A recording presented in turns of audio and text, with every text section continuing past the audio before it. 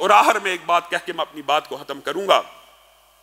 अल्लाह के फजलो करम से आपसे वादा किया था कि लाहौर के अंदर जहां जहां औरत मार्च होगा, मरकजी जमीयत और हम वहां वहां हया मार्च का इनेकाद करेंगे।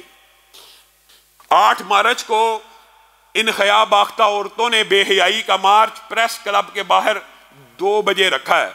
तो अल्लाह के फजलो करम से हस्बे वादा मरकजी जमीयत अहले हदीस ने अल्लामा मोहतसिम इलाही ज़हीर, रियादुर रहमान यज़दानी, बाबर फरूक रहीमी साहिब की क़ियादत में, हाफ़िज़ सुलेमान आज़म की क़ियादत में उसी 8 मार्च को 2 बजे प्रेस क्लब के बाहर हया मार्च का इनेकाद किया। सब साथी शामिल होंगे।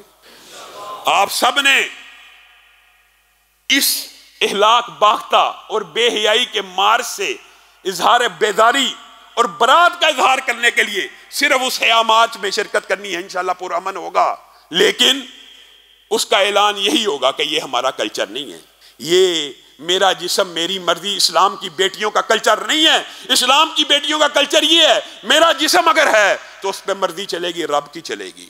दुनिया के अंदर आपने देखा होगा बिलअमूम 90% से जायद मुमालिक जो इस्लाम के ऊपर ना भी यकीन करें, वो भी मेरा जिस्म मेरी मर्जी जैसे कभी नारे के ऊपर किसी को खुदकुशी नहीं करने देते। खुदकुशी क्यों जुर्म है?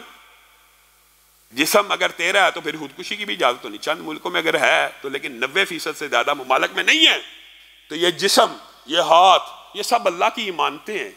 इनको उन्हीं जगहों पे इस्तेमाल करना चाहिए जहां अल्लाह चाहता है।